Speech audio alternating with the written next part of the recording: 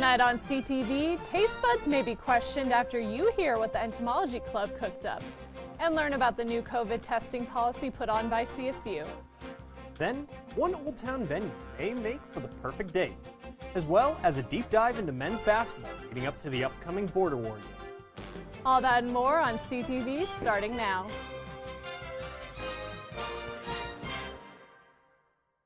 Good evening, Rams. I'm Kenneth Frederick. And I'm Ren Wadsworth. Thank you for joining us tonight. As of yesterday, CSU is no longer requiring weekly mandatory saliva testing for students and faculty. In an email sent out yesterday, President McConnell said that the university was at a 1% positivity rate, making the saliva test no longer necessary. Combined with the rising number of people who were vaccinated, there is hope for a maskless campus on the horizon. Now, we wait for Larimer County case rates to fall below substantial levels before the university will take away the mask mandate. But with saliva testing no longer required, what can Rams do for testing? Starting sometime this week, Rams will be able to take voluntary antigen testing, which can tell whether you have the antibodies for a specific virus. The university will let students know when they can test again after the cold front passes and screening pods are no longer closed. If you travel just east of CSU's campus, you may want to take alternative routes as a major street will be closed for more than a month. Libby Coy Way, also known as East Drive, will be under construction until April 29th for a water line installment under the road. The majority of the road will be closed to both cars and bicycles except for southbound traffic from Edison Drive to West Pitkin Drive. A map provided by CSU Source shows the closures and detour routes for pedestrians, bicycles, and cars. Parking will not be allowed on the street during the construction period. However, sidewalks on Libby Coy plan to be open to foot traffic. Declining school enrollment across the state led Fort Collins West Middle School to close its doors. Chief Executive Administrator for Colorado Early Colleges, Sandy Brown, said that consolidating the school with another school in northern Colorado was a proactive measure. It will allow students to benefit from a larger program and expanded opportunities, both for curriculum and extracurricular activities. The plan as it stands involves students and staff to merge with either the Colorado Early Colleges Windsor campus, online school, or the other Fort Collins location. Colorado State University celebrated the induction of a new chapter to the school's campus that plans to encourage innovation. The National Academy of Inventors, or NAI, has over 700 establishments across the nation dedicated to supporting research in higher education. The new chapter aims to be an inclusive organization that welcomes anyone affiliated with CSU to engage with NAI. The introduction of this group hopes to enable students and faculty to get help to solve problems at the school and in the world. The inaugural meeting for the NAA was held earlier this morning via Zoom, but can also be found at the chapter's website, csuventures.org/NAI chapter. The proposed plastic bag ban from the 2020 ballot will take effect starting on May 1st. Grocers will then sell paper bags for customers that don't have reusable ones. Residents will no longer be able to use the plastic bags that we use in our everyday shopping. If someone doesn't have a reusable bag, they'll have to pay a 10-cent fee per paper bag, with the city receiving the majority of the profit. But the council has more changes on the horizon for the ban. After Fort Collins has some time to adjust, the council wants to make plastic bags banned from most stores and restaurants starting in 2024. This would change the need for reusable and paper bags from a grocery need to an everyday necessity. Small chains with 3 or fewer locations won't be hit as hard as larger companies. If a business's locations are all in-state, they will be exempt from the ban. Residents that wish to continue using plastic bags will have to look into smaller local businesses that won't be affected come May. One of the top 10 killers of Americans is present here at Colorado State University: diabetes. Producer Lee Medley got the inside scoop on how CSU is tackling these issues head-on. The Kendall Reagan Nutrition Center is a branch of CSU's Food Science Human Nutrition Department. So we are like an outreach branch here on campus. We're located in the Health and Medical Center. The National Diabetes Prevention Program, first and foremost, it's considered a lifestyle change program. It's not a weight loss program. And so lifestyle change, we're talking about behavior change. Behavior change is really hard. And that's why this program is designed to last the duration of a full year. So there are actually 26 classes that span over the course of a full year. We use a Centers for Disease Control curriculum, and we're actually recognized by the CDC for having an effective program. So it is a research-based, evidence-based program, whereas there's a lot of health programs out there that don't have that research backing. It's so much more than just eat this, don't eat that, follow this plan, but actually opening up a conversation with a dietitian, realizing how food is just tied into so much mind, body, and spirit. It can be really surprising to people to see the depth of healing that can occur through nutrition counseling. With prediabetes affecting 1/3 of Americans, the Kendall Reagan Nutrition Center hopes to bring change within the community. With temperatures not reaching above freezing until after Friday, the county is setting up emergency shelters for Fort Collins residents to use. Shelters will be open tonight, tomorrow, and Thursday night, with day shelters being open through Friday. Catholic Charities will be sheltering women and families, and the Rescue Mission will be housing men during the cold front. Lotteries for beds at the Rescue Mission will be held at 3 in the afternoon each day. Those who don't access overnight shelters are able to use the Murphy Center at 242 Conifer Street during the day. Transport will be operating regularly with stops at the shelters located on routes 8 and 81. I don't know, but I'm really glad to hear that there's going to be optional shelters because it's getting dangerously cold out there, Kenny. I went to school this morning with wet hair and it was hurting my head, just the freezing down to the roots. Oh my gosh, I could not imagine trying to go to school with wet hair, but yeah. It's cold enough that it packs a punch. It hurts to breathe. It's so cold sometimes. I'm literally walking around campus with my gloves on because my fingers are just freezing off. Yeah, I know. I don't think it's been this cold in Colorado for a little bit. All this talk about horrific temperatures makes me a little bit concerned. I hope that we can see some snow or at least a little bit of sunshine too. Krista, do you have any quick information or updates for us before we hit the break? Well, Kenny, unfortunately, I think that I am also going to have to keep bringing my gloves around just like you did because we do have some colder weather continuing to come up in the next couple days. I have all that and more for you after the break.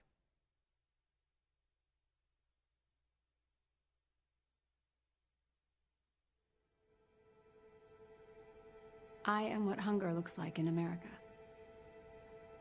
I am an 8-year-old girl who's not excited for the last day of school. Because this may be the last time I'll have lunch. Till September. I am a single father of 2 who works 3 part-time jobs. And that's still not enough to put food on the table. I am a 16-year-old boy who just got my first job to help feed my little sisters. I was created by artificial intelligence from faces of the 1 in 8 Americans who struggle with hunger. People you pass by every day but never knew they were hungry.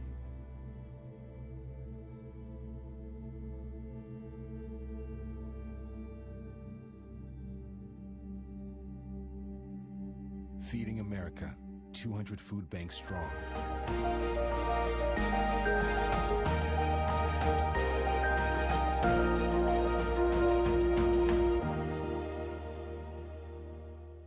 Hello everyone, welcome back from the break. My name is Kristen McAllister and I'm here today to give you all the information that you need to know about the weather that we have in Fort Collins and around Colorado.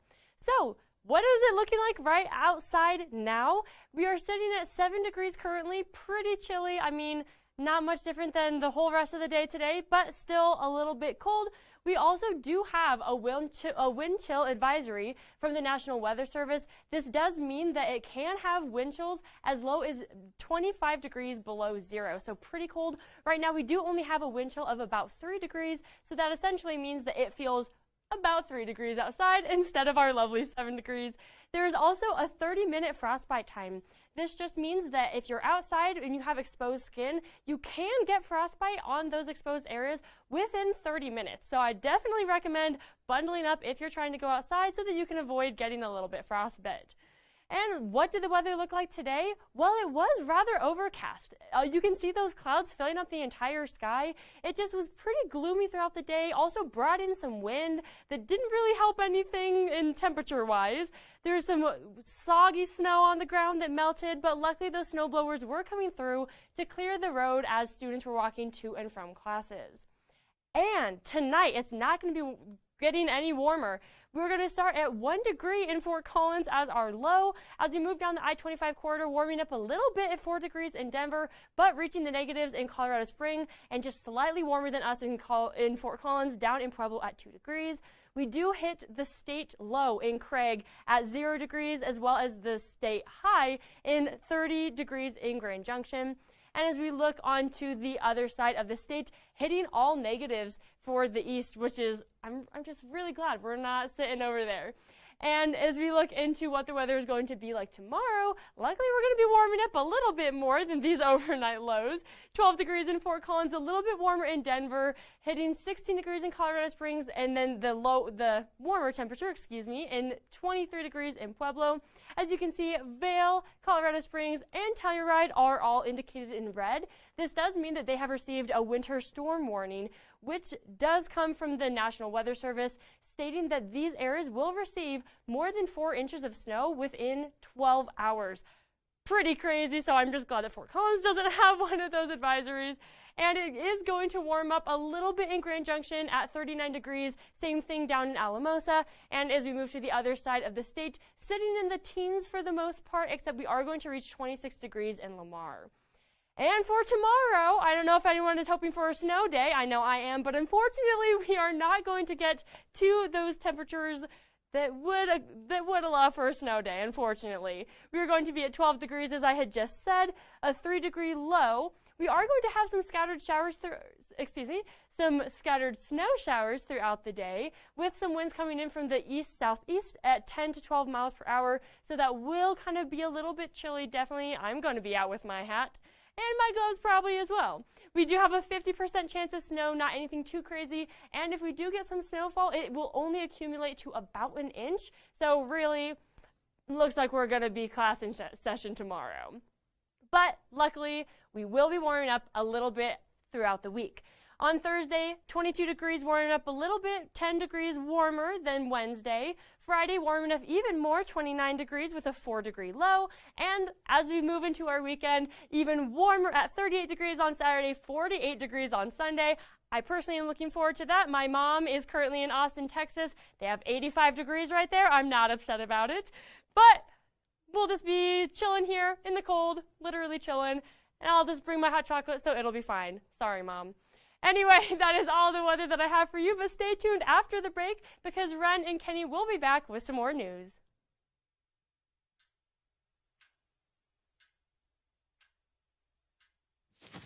Awkward.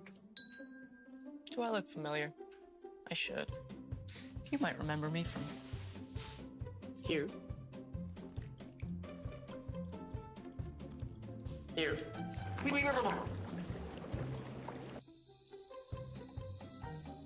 Or maybe even here. But an awkward silence can be a great thing.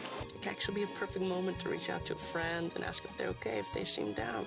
Doesn't matter how you say it. You all right? Everything's okay? Oh, gee. You all right, girl? You cool? You bugging dog. Just show you're there for them. Go on, Kelly. Susie awkward.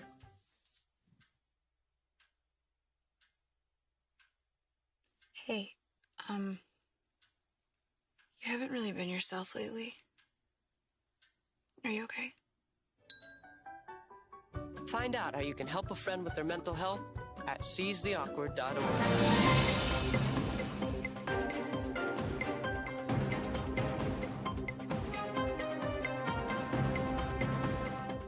Welcome back from the break, Rams. Larimer County has made a program that decreases the dramatically prohibitive long wait times for inmates to receive mental health treatment. When a criminal defendant in Colorado is found incompetent to stand trial, they are funneled into the same inpatient hospital. Due to this, almost 800 people are sitting in county jails statewide, waiting for even an initial mental health evaluation. It can take further months or even years for court-ordered treatment to become available at limited facilities. Larimer County is now allowing defendants to complete a competency docket, giving them the ability to treat defendants with local community resources. This allows many of the 44 people sitting in Larimer County's jail waiting for help to receive it outside of custody, while still completing their mandatory restoration. When you think of an afternoon snack, insects may not be the first thing that comes to mind. But Colorado State University's Entomology Club is attempting to change the way the world thinks about bugs and eating them. Eating insects may sound like torture to some people, but CSU's Entomology Club is attempting to show the school the benefits that eating bugs can bring. We came up with the idea of a taco night. It just kind of is more fun with the theme, and then also it's a little bit easier, I think, to think about eating bugs as part of a familiar food that we already have, rather than just the raw insects themselves. Entomophage, or the ingestion of insects, is a popular cultural practice in many parts of the world except for the West. Additionally, eating bugs has several health and ecological benefits from it. However, the trend has not taken off in the U.S. yet. The goal is to just make eating insects more of a socially acceptable thing. And so I feel like if you provide a lot of options, you're more likely to get a good, wider target audience. So we have grasshoppers, and we have basil and curry, salt and pepper mealworms, and then we have a bunch of crickets. We have sriracha, sour cream and onion.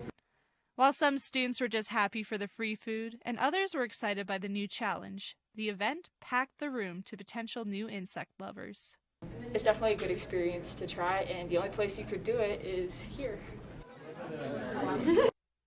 CSU's Entomology Club has semester-long events that relate to entomophage and are meant to educate students about the world of insects.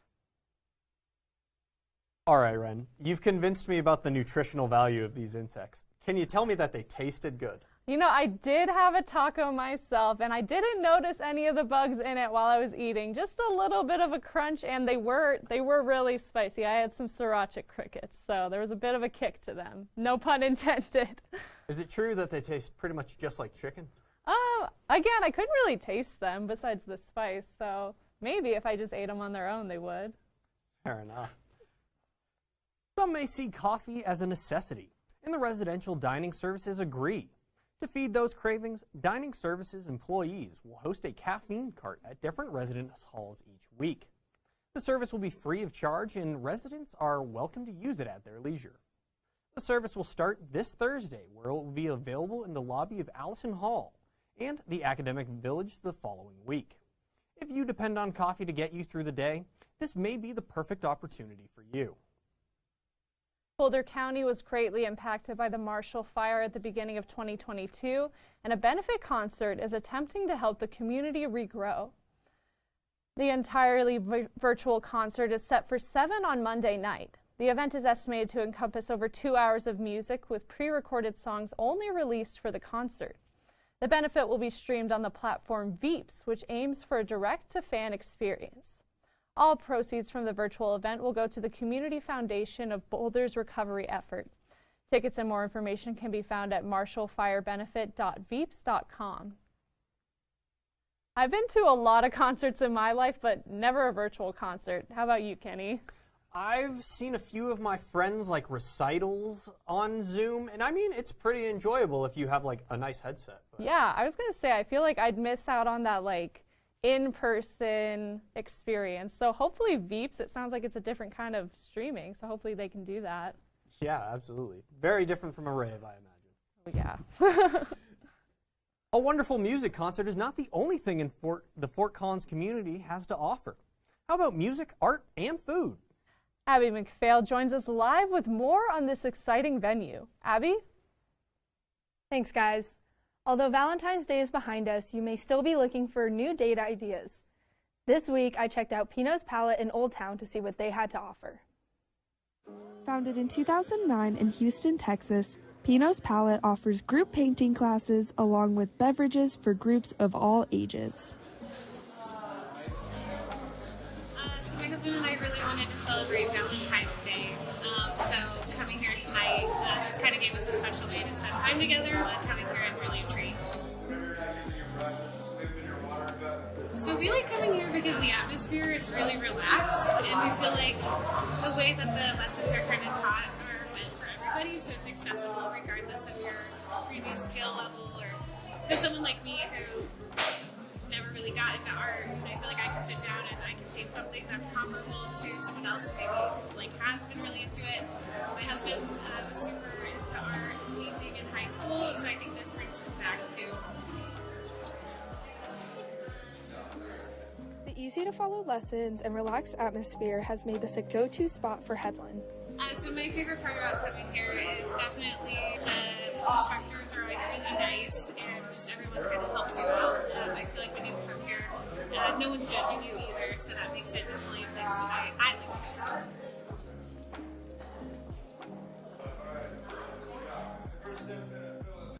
Personally, I think it's time I brush up on my art skills.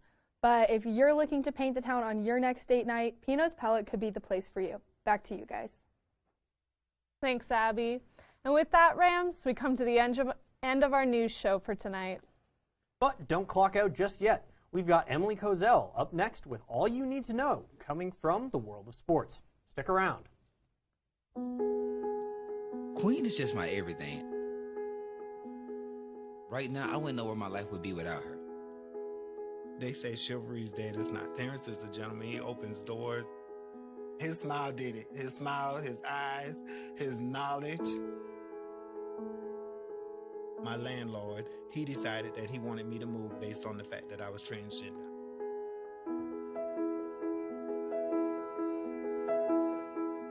It takes me to a place of no hope. It takes me to a place of loneliness. It saddens me. When you discriminate against somebody in housing, where do these people go?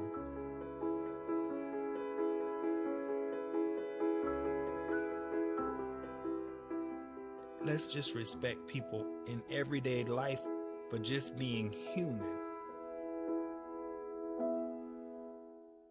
What's up, Ram fans? Welcome back to Tuesday Night Sports. I'm your host, as always, Emily Kozel, here to look ahead towards what the Green and Gold has on tap this week, and so much more. From a deep dive into men's basketball's upcoming Border War showdown against a talented Wyoming squad, to, of course, a preview of what women's hoops is up to in a few days against SDSU. All of that and more on Tuesday Night Sports, which starts right now.